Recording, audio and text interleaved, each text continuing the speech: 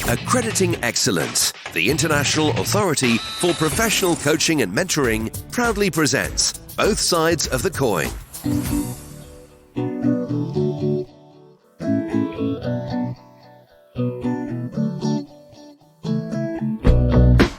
Do you work with clients who are from a different cultural background to you?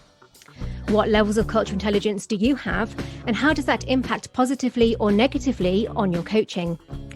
Today, we'll be getting some top tips on how we as coaches can develop our global mindset and improve our coaching technique. Welcome to Both Sides of the Coin, a podcast produced by the IAPC&M. We're a leading accreditation body, and our aim is to increase public confidence and to raise industry standards by enforcing a rigorous accreditation process that ensures the quality of professional coaches and mentors. The podcast is aptly named Both Sides of the Coin because we talk to both a coach or mentor and one of their clients to explore both sides of the coaching mentoring intervention, what works and what doesn't. As the proverb says, iron sharpens iron. Before we get started, let me introduce myself. I'm Jenny Butter, your host and an accredited master coach, and I've been coaching for 10 years, mainly in the area of career transition and life coaching. Joining me today are Norman Grant and his client, Henry Seals. Norman is a corporate executive coach, facilitator, and HR consultant. He has around 30 years' experience working in the Asia-Pacific region, namely in China, Korea, and Japan. He has developed and runs courses and workshops for a wide number of multinationals in various sectors on cultural intelligence and developing a global mindset. His client, Henry, is the people and culture manager for Philip Morris in Japan. He asked Norman to train the company's international staff on adjusting and thriving in a Japanese environment. Welcome, both of you. Hello, Jenny. How are you? I'm going to start with Norman and then flip over the coin and speak to Henry. Norman, tell me about yourself. Out of university, I went to work in northern Canada as an engineer on a hydroelectric dam project. And I stayed there for 5 years, and then I decided it's time to travel. So I went to Europe for 4 months, came back, and I still had the travel bug. And so I decided to go someplace I've never been before and didn't know nothing about, and that was Asia. At the time, there were no computers, no cell phones. There were no information that I could get. So I came here on a visit, and the visit has turned into more than over 25 years now. I'm the last of 8 children, and I grew up in Canada, and I come from parents who were quite different. And my father was very strict. My mother was more on the opposite side, more on the softer side. And so in my family, I had to kind of walk in the middle of all of that.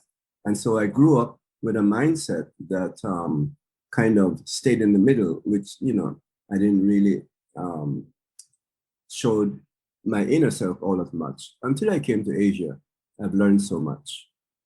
So how did you become a cross-cultural coach?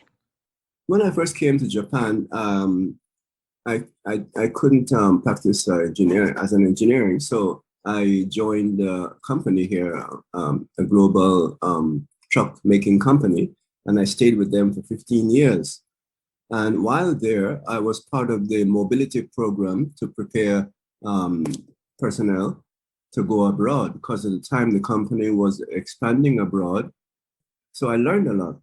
And from that, after 15 years, I decided that I'd like to go out and do my own thing, because I realized that there are so many companies perhaps in the same situation.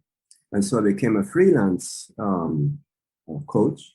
And I've been doing it ever since. Norman, what is cultural intelligence? Yes, cultural intelligence is the ability to be able to interact across any culture or any border seamlessly. But we have to be careful about what I meant by border, or because I don't mean country. I'm talking about the mental mindset. We're in a different world now. We are no longer monocultural people. Basically, most people that I meet, well, not all, but are multicultural individuals.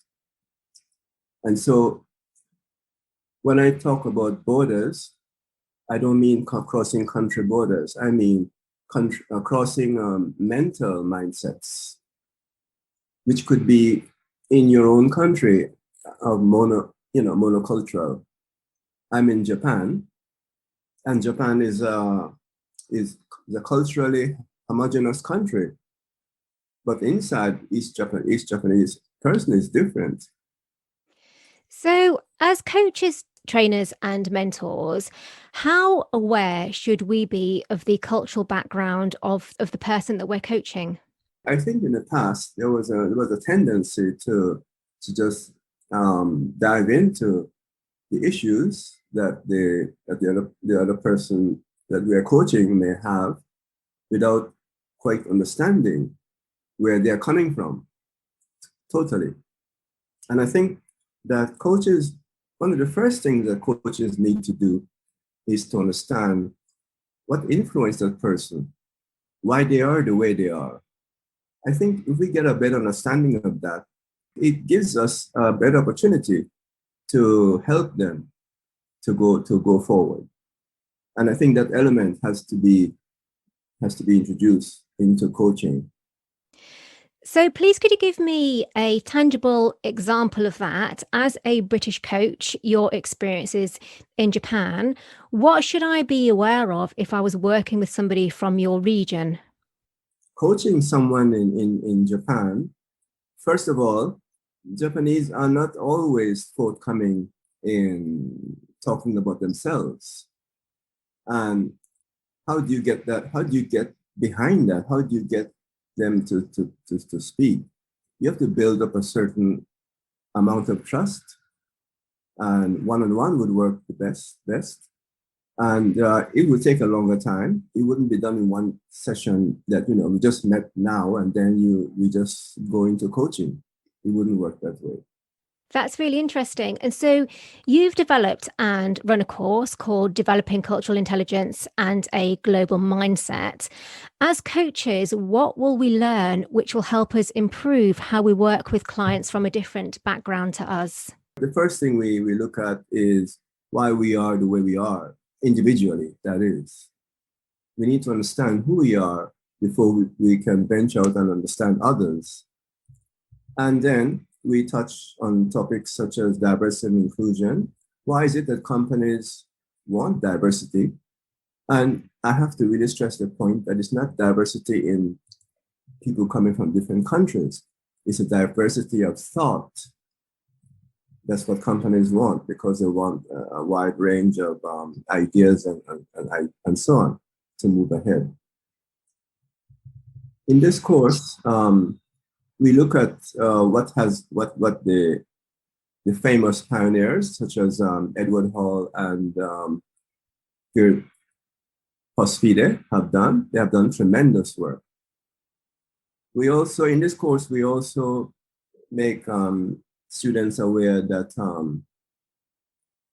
it's not an easy thing to just take a test just to find out what your CQ level is. Perhaps one of the best ways to find out what level you're at is to ask people about, how do they see you? And also we move forward with why companies need people with high levels of cultural intelligence. And then we come finally to the global mindset. Companies really want personnel who can be placed anywhere in the world and be able to adapt and be able to get their goals done and be able to, one of the most important things about global mindset is being able to use maybe a solution that was very good in country A and use it as well in another country with a similar problem or situation. So this program goes into a lot of stuff. So it sounds like it would be a really insightful course for business coaches, for executive coaches, for leadership coaches, transition coaches, anybody who works with big global multinational companies. That's right. I have so many stories to tell on that about people, how the problems that they have. But we don't have the time for that today. Just to finish my questions to you, I'd be really interested if you could just give us a case study or an insight of how there has been a coaching breakthrough when the coach has understood the cultural background of the person that they were coaching. And so perhaps they've asked things differently or built up their relationship differently to enable that breakthrough to happen. First of all, the coach has to be someone who is open and does not bring their own, cultural norms to this situation, this coaching. They would have to be able to listen and be able to understand where the coach is coming from. Well, the breakthrough, yes. The breakthrough would come when the coach develops that level of trust that allows the coachee to really open up and be able to explain more and more. How does a coach get to that stage? Empathy. They have to show empathy. They have to empathize with the coachee. Be understanding. Try to be understanding. They have to know something about that culture of that person to get through. One thing I would say for the coach is to understand a little bit about the norms of that culture. For example, in Japan, leaning forward a little bit, shaking your head a little bit, but also short eye contact. That's been really insightful. Thank you so much, Norman. Let me flip over the coin now and speak to your client, Henry, who asked you to train on behalf of his organization. Henry, tell me about yourself. I am presently the P&C manager for general affairs, basically the central functions for Philip Morris Japan. I worked with Norman when I was the vice president of HR for Paydi, which is a fintech company in Japan. So it was about 2 years ago. So it was a different firm. But I'm from West Virginia, where I was born in the United States. I've been in Japan since 1994. I started out as an exchange student. I took a year abroad in college to study in Kyoto. Then I returned for my senior year, spent most of that year recruiting for jobs, and started out as an IT programmer, systems, websites programmer back in 96. So I was a student in 94 and working in 96. And from various jobs, I wound up about 12, 13 years ago in HR. Long story, but it's sort of meant to be now that I look back at it. But I've been working in HR for large global firms, primarily insurance, finance, and now, of course, tobacco and fast moving consumer goods. I'm the father of 5 daughters, and I live in Japan, and I'm now a naturalized citizen of the country.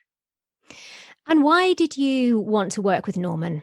Norman and I had met informally through the social events and things of that nature. And, I got to know him, and he shared with me, we would always talk about, diversity, cultural intelligence, these concepts long before other people were talking about them.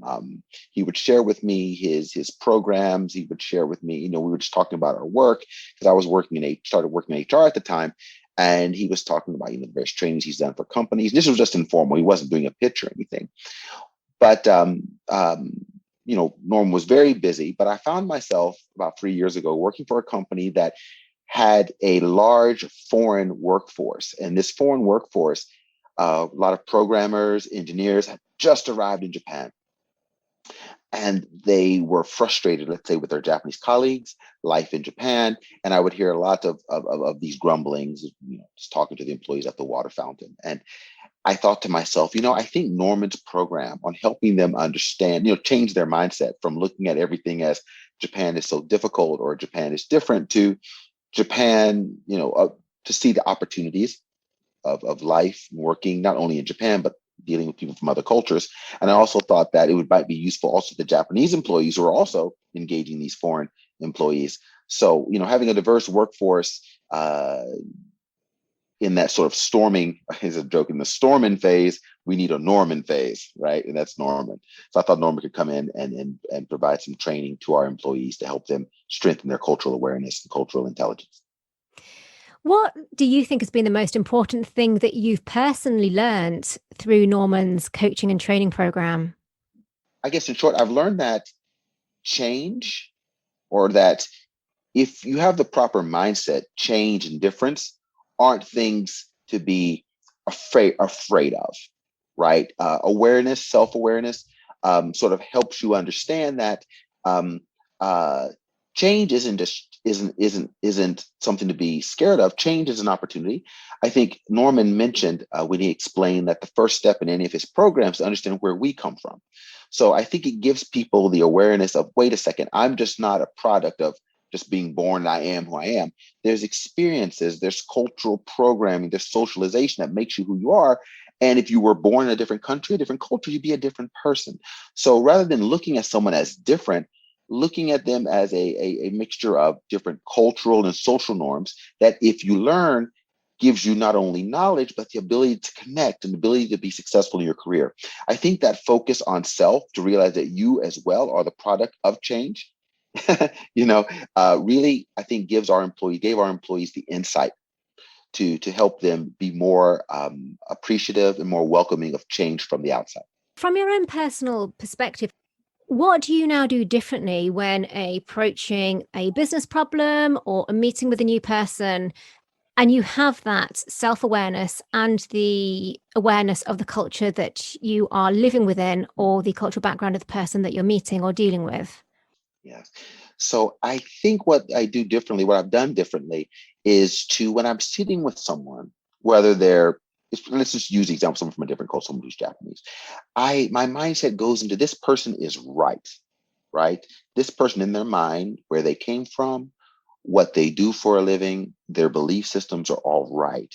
Just sort of an acceptance. And I try to make that apparent in the way I listen. I try to learn about the culture. So as Norman mentioned, when I'm meeting with someone, intense eye contact can turn them off. So I want my approach as well to show acceptance of their culture, acceptance of that person as an individual.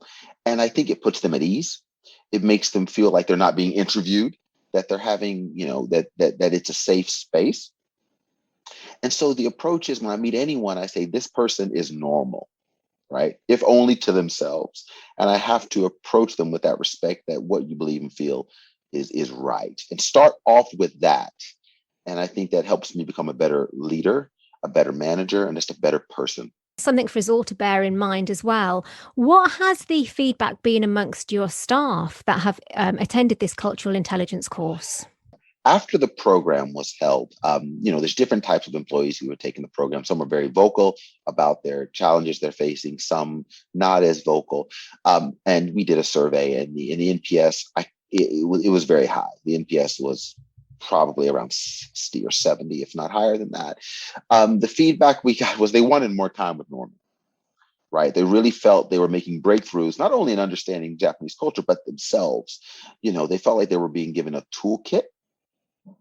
And they wanted more programs. They wanted more programs or more time with Norman.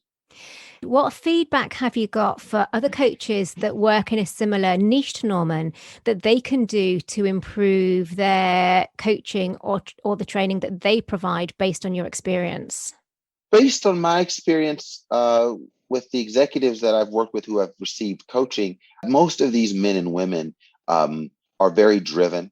Right, they're driven. They want to improve themselves. They want to be better. They want to address whatever challenges they feel are getting in the way of their success of themselves or their teams. So I think that the approach of helping them understand that, because sometimes people forget where they came from and sort of all the change and differences and things of that nature. And I think if a coach, as Norman said, can really sincerely show that they recognize who the person is, they recognize where the person's come from, and help the person sort of understand, how they can leverage what they've done in the past to help them understand about change and difference in others, I think is really the key. I think it starts with self. I think everything, whether it's, starts with self, personal opinion. And I think for coaches, most coaches are very experienced. Most coaches obviously need to prove their credibility with their client, with their titles and et cetera.